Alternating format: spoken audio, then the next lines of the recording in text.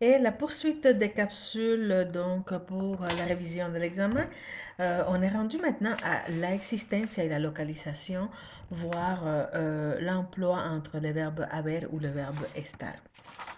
Donc, hay, qui est la forme impersonnelle du verbe haber, et estar, qu'on doit conjuguer finalement selon ce qu'on localise.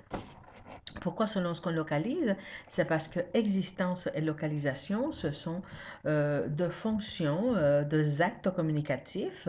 Parler de l'existence de quelque chose ou parler de la localisation de quelque chose, ce sont des deux actes communicatifs qui doivent s'exprimer avec deux verbes distincts.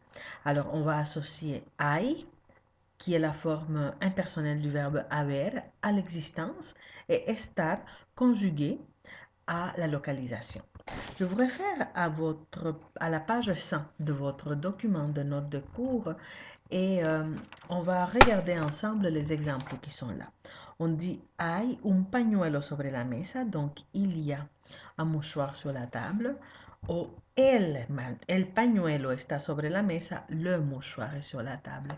Pour que vous vous rappeliez que quand on fait le choix d'abord de faire un type de message, si je veux parler de l'existence d'un mouchoir qui est sur la table, mais je veux surtout parler du mouchoir, je veux parler du verbe haber dans sa forme impersonnelle, hay, et je veux dire il y a un mouchoir sur la table.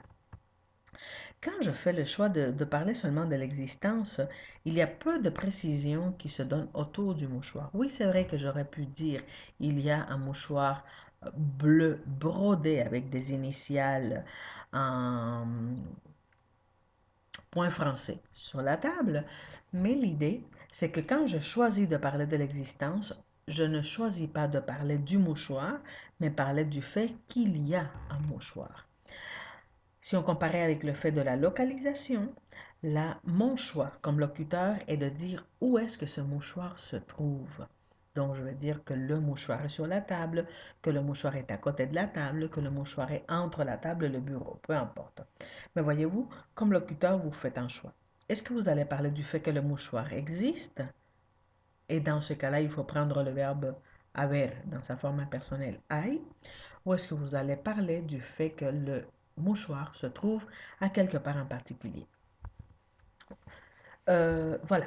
L'existence est donc exprimée avec le verbe hay, alors que la localisation est exprimée avec le verbe estar, conjugué selon le sujet dont vous parlez. Le sujet en termes grammaticaux, bien sûr. Il faut tout simplement faire une autre petite précision sur le fait que quand on prend le verbe hay, vous devez absolument faire le choix des articles indéfinis, un, una, unos, unas.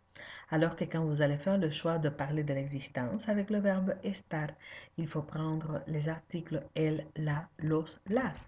Et je vous rappelle donc les réponses à la page 100. On dit donde está el Museo Casals. Donc voyez-vous, là vous voyez le cas du verbe estar avec el. Hay un restaurante chileno al fondo de la calle. On devrait dire plutôt al final de la calle à la derecha. Alors, vous voyez le cas de l'existence avec un article indéfini. Hay un restaurante. Hay una cervecería por aquí. Y a-t-il une brasserie par ici? En el número 4, donde hay un centro comercial, où est-ce qu'il y a un centre d'achat? Alors ça, c'est sur les termes grammaticaux, sur les termes des éléments grammaticaux à l'intérieur de ma phrase.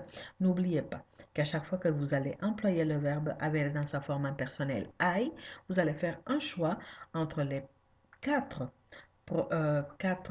articles indéfinis un supermercado, una farmacia, unos supermercados, unas farmacias.